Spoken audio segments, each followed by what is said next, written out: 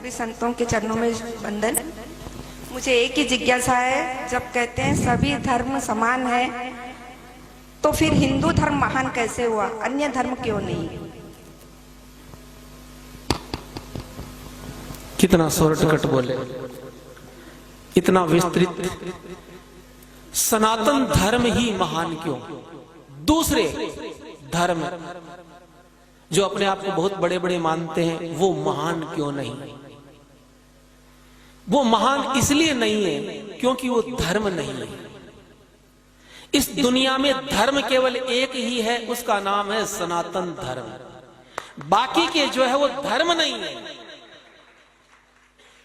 वो पंथ भी नहीं है। पंथ तो केवल सनातन धर्म से जो निकले वो है, जैसे कि जैन है, बौद्ध है, सिख है, ये हमारे पंथ है, ये शाखाएं हैं। लेकिन जिनकी तरफ इशारा वो करना चाहते थे, मैं करूंगा, ईसाई और इस्लाम, ये महान क्यों नहीं? क्योंकि ये धर्म नहीं है। इस्लाम मजहब है। कुरान मजीद में कुरान शरीफ नहीं लिखा गया है, शरीफ तो आप बोलते हो। जब मैं कुछ वर्णन करूंगा तो पता चलेगा कितनी शराफत है वहां पर। उसका नाम है कुरान मजीद। उसमें कहीं पर भी इस्लाम धर्म नहीं, मजहब है। और ईसाई को रिलीजन बोला जाता, वो रिलीजन है, वो भी धर्म नहीं है। इस्लाम को मजहब बोला गया। मजहब का मतलब मजे लेने वाला हब। आप कहते हो ना कि ये एजुकेशन का हब, गोलगप्पे खाने का हब, तो ऐसे ही जहां केवल जिंदगी का मकसद मजा लेना, येन तेन प्रकारेण, तो मजहब, वो धर्म नहीं है। धर्म किसे कहते हैं? धर्म उसको कहते हैं धारयति यतो धर्म है। जो धारण करने के लायक होता है वो धर्म कहलाता है, और जो धारण करने के लायक नहीं होता उसको धर्म नहीं कह सकते। कई बातें ऐसी होती है जो मानने के लायक नहीं होती, हर बात मानने जैसी थोड़ी होती। तो दुनिया की हर चीज धारण करने योग्य नहीं होती। बहुत सी बुराइयां होती है, उनको हम धारण नहीं कर सकते ना। हम अच्छाइयों को ही धारण कर सकते हैं ना। इसी तरह जो चीज मानने जैसी हो, जो धारण करने के लायक हो, वो धर्म कहलाती है। और जो धारण करने लायक नहीं होता फिर भी लोग उसको करते, वो अधर्म कहलाता है। इतना ही फर्क है। जो धारण करने योग्य नहीं है, किसी को परेशान करना, किसी को बिना कारण मारना, शराब पीना, जुआ खेलना, किसी का धन हरण करना, ये धारण करने लायक नहीं है ना, इसलिए ये अधर्म है। तो सनातन धर्म में जो कुछ भी है वो सब का सब धारण करने के लायक है। लेकिन ईसाई और इस्लाम में धारण करने के लायक मानने जैसा कुछ भी नहीं है।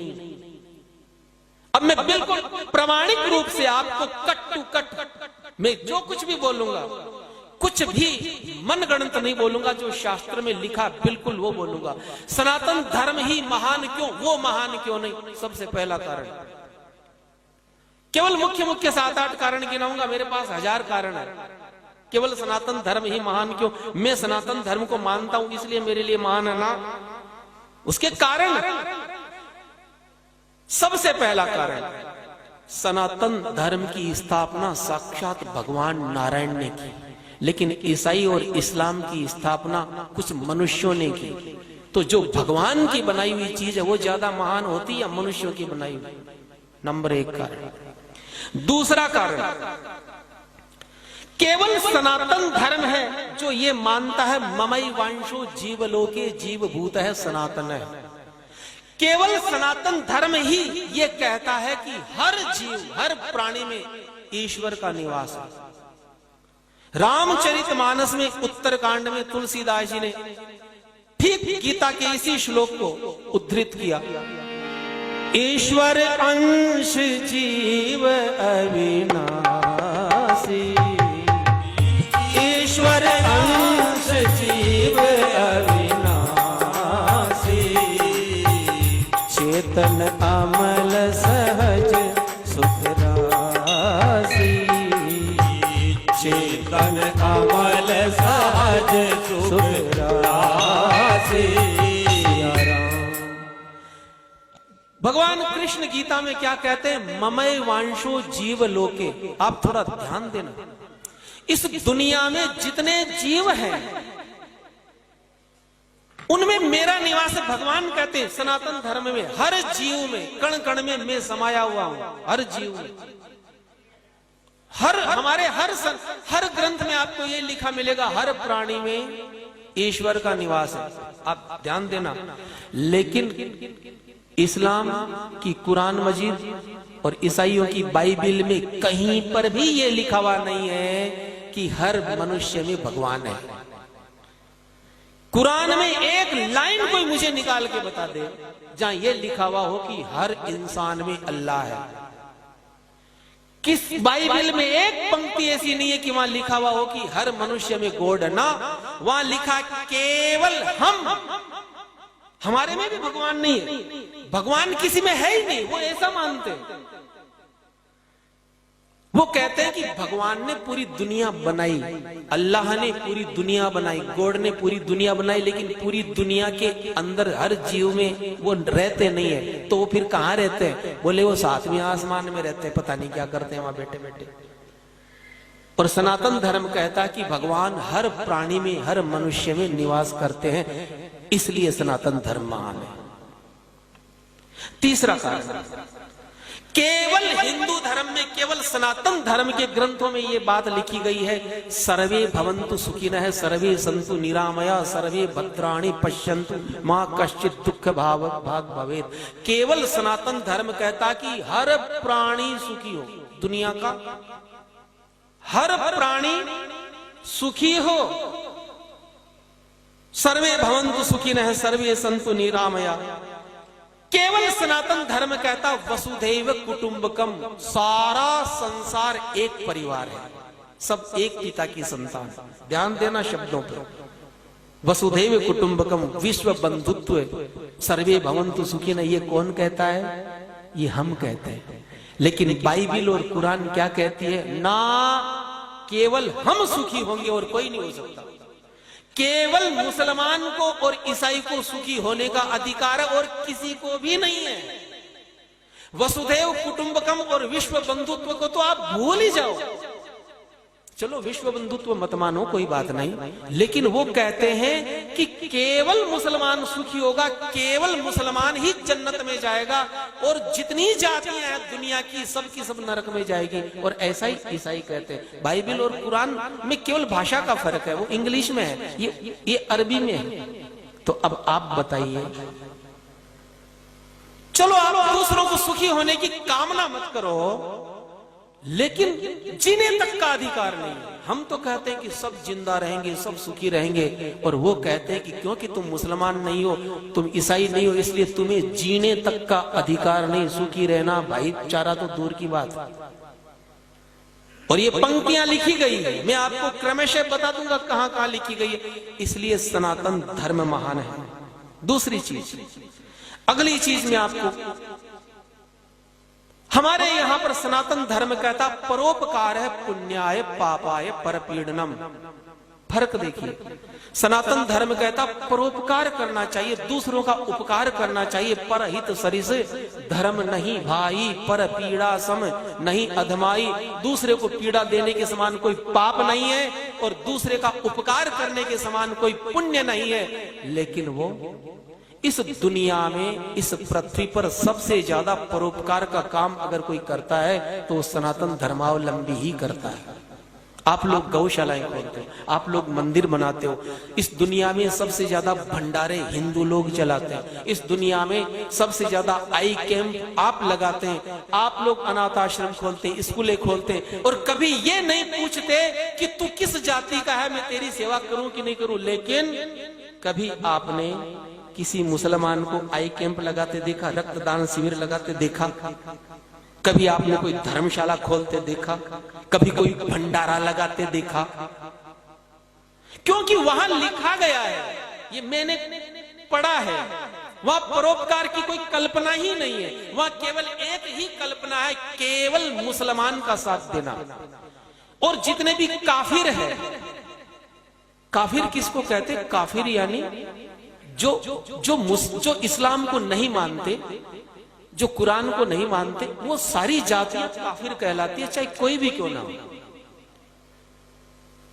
तो उसमें स्पष्ट लिखा गया कि किसी काफिर की न तो मदद करना, न मदद करवाना, न किसी से दोस्ती करना, न अपने पास रहने देना, न उसको जिंदा छोड़ना। तो सनातन धर्म केवल परोपकार की बात करता है, सेवा की बात करता है, इसलिए सनातन धर्म महान है और दूसरा कोई महान नहीं है। अगला कारण, सनातन धर्म कहता है सब बराबर है, हर मनुष्य बराबर है। विद्या विनय संपन्ने ब्राह्मणे गवि हस्तिनी सुनी चैव स्वपाके च पंडिताः समदर्शिनः है। ये गीता में भगवान कृष्ण कहते हैं समदर्शी बनो, यानी सब के सब इस दुनिया में कोई ऊंच नीच है ही नहीं। हमको सबको समदर्शी रूप से देखना चाहिए। सीय राममय सब जग जानी, करो प्रणाम जोरी जुग पानी। इस टाइप की लाइन आप बाइबल और कुरान में दूरबीन लेके ढूंढोगे ना तो भी मिलने वाली नहीं है। वहां पर इस प्रकार की कोई अवधारणा नहीं है कि सब समान है ना। वहां लिखा गया है सूरा नंबर 3 की आयत नंबर 110। आप तो कहते हो सब बराबर, सब में सिय राम में सब जग जानी, लेकिन अब वहां क्या कहा गया है?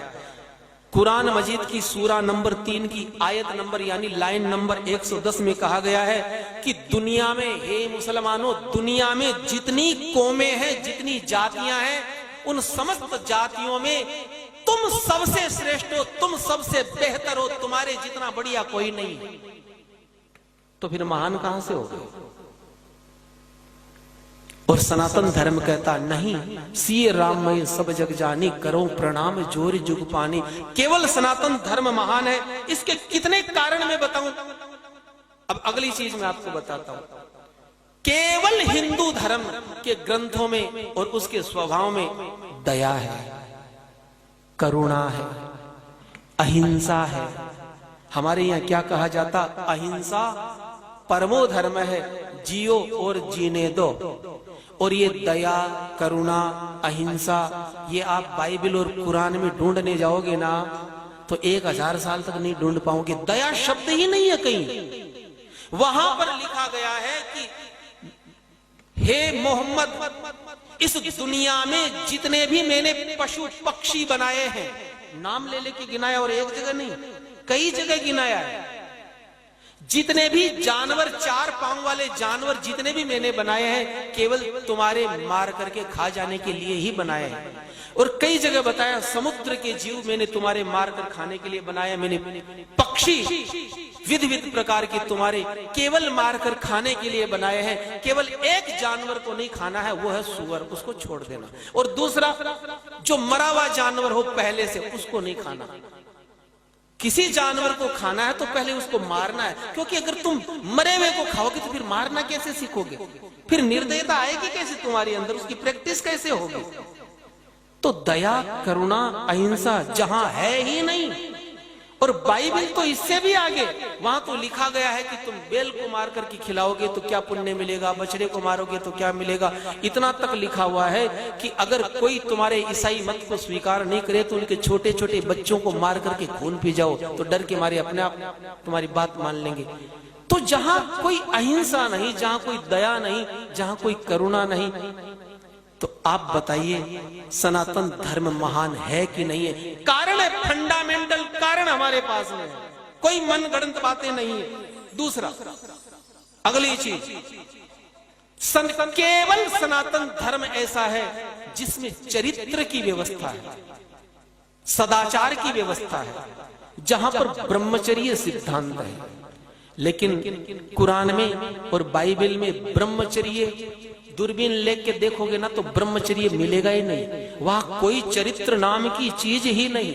वहां पर तो अब मैं वो सारे शब्द आपके सामने बोल नहीं सकता। चरित्र, सदाचार, ब्रह्मचर्य तो कहीं शब्द तक नहीं मिलेगा आपको। तो फिर महानता कहां से आ गई? आपने कभी सुना कि मुसलमानों में कोई ब्रह्मचारी पैदा हुआ? हमारे हिंदू धर्म में हनुमान जी, परशुराम जी, भीष्म पितामह, अभी भी ब्रह्मचारियों की कमी नहीं है। हमारे पीछे स्वामी जी विराजमान है। ये देखिए इतने बड़े पैसे वाले पक्के ब्रह्मचारी अपनी करोड़ों की प्रॉपर्टी दान कर दी। आज भी हमारे केवल सनातन धर्म में सदाचारी ब्रह्मचारी आपको मिलेंगे। कभी ईसाइयों में कोई ब्रह्मचारी पैदा हुआ? जहां ब्रह्मचर्य सिद्धांत ही नहीं है, जहां कोई सदाचार ही नहीं है, केवल दुराचार, केवल व्यभिचार, और उसको पुण्य मानते हैं वो लोग। इस वजह से सनातन धर्म महान है। अगली बात मैं आपको बताता हूं। सनातन धर्म कहता है मातृवत परदारेषु परद्रव्येषु लोष्ठवत् आत्मवत सर्वभूतेषु यह पश्यति स पश्यति। और ठीक यही बात तुलसीदास जी ने चौपाई में लिखी, बिल्कुल यही अर्थ निकलेगा। जननी समझानहि पर नारी धनु पराव बिसते बिसधारी सिया राम। सनातन धर्म कहता है मातृवत परदारेषु, पराई स्त्री को अपनी माता के रूप में देखना है, पराये धन को जहर समझना, उसको लेने की कोशिश नहीं करनी। सनातन धर्म कहता है जननी समझानहि पर नारी, पर नारी को अपनी मां माने, उसको मां के रूप में देखे। और ये लाइन अगर आप बाइबल में और कुरान मजीद में ढूंढने जाओगे, सारे सेकुलर लोग भी पीछे पड़ जाए ना तो भी इस टाइप की लाइन नहीं मिलेगी। वहां स्पष्ट लिखा हुआ है केवल जन्म देने वाली स्त्री तुम्हारी मां है, और कोई औरत तुम्हारी मां न तो मां के जैसी है न वो मां हो सकती। बिल्कुल साफ मना कर दिया गया। इसलिए मुसलमान किसी भी औरत से शादी कर लेता, चाहे वो रिश्ते में कुछ भी क्यों ना लगती। वहां ससुर बहू का हलाला कर देता, वहां देवर भाभी को नहीं छोड़ता, वहां बाप बेटी को नहीं छोड़ता। अगर मैं लाइन लगा करके नाम लेना शुरू करूंगा तो बहुत समय हो जाएगा। तो जहां पर परे स्त्री को न बहन माना जाता न मां माना जाता, आप उनको महान मानने की कोई कोशिश कर सकते हैं। अब पराये धन की ये तो चलिए, ये तो हुई इनकी बात। ये तो अपनी औरतों के साथ उनका बर्ताव है। अब दूसरे मतावलंबियों की औरत के साथ क्या बर्ताव करना, स्पष्ट वर्णन है वहां पर। सूरा नंबर 2 की आयत नंबर 223, उसमें लिखा हुआ है कि हे मुसलमानों, औरत क्या है, औरत को किस नजरिए से देखना है। तो वो कहते हैं कि औरत तुम्हारी खेती है। माँ बहन यत्र नार्यस्तु पूजन्ति रमन्ति तत्र देवता, ऐसी कोई कल्पना आप सोच मत लेना। वहां केवल हिंदू धर्म में है कि जहां स्त्री की पूजा हो, इसलिए वहां पर कोई देवी हुई नहीं आज तक। पैगंबर हुए लेकिन कोई पैगंबरी हुई कभी, जब होने ही नहीं दिया किसी को।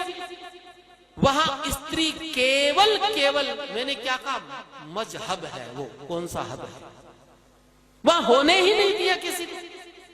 कोई देवी, कोई सती, कोई पतिव्रता ईसाई और मुसलमान में कभी हुई कोई आपने सुना? और आपसे पूछा जाए सनातन धर्म में तो आप सैकड़ों नाम गिना दोगे। हमारे यहां आकर तो सोनिया गांधी भी हो गई सती, उसने भी दूसरा विवाह नहीं किया। ये इस भारत भूमि का पुण्य प्रभाव है। मत बजाओ तुम ताली। तो अब सूरा नंबर 50 की आयत नंबर 10 में दूसरे मत की औरतों के लिए क्या लिखा गया, आप सुनिए। वहां स्पष्ट लिखा गया है कि काफिर औरत की कभी इज्जत मत करो। अब ध्यान दीजिए, हमारे यहां पर तो आप देखिए शिवाजी महाराज के वहां किसी मुसलमान की लड़की को पकड़ के लाए, ऐसे सम्मान भिजवाया। अमर सिंह अकबर के उस सेनापति की लड़की को ले आया, ऐसे सम्मान भिजवाया।